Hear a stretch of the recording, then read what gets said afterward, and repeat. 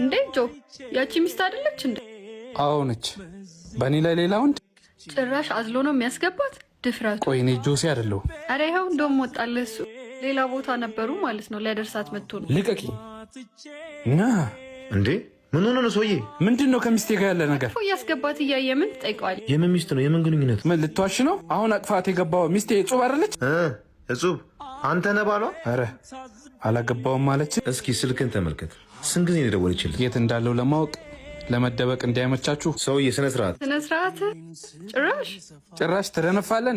ባለቤት መንገድ ላይ አደጋ ደርሶባት መተህ እንድትወስዳት ስደውልልህ አታነሳ። አደጋ ደርሶባት?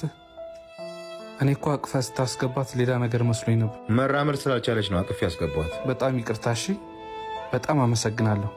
ቢያንስ የነዳጅ ልክፈል። ችግር የለውም።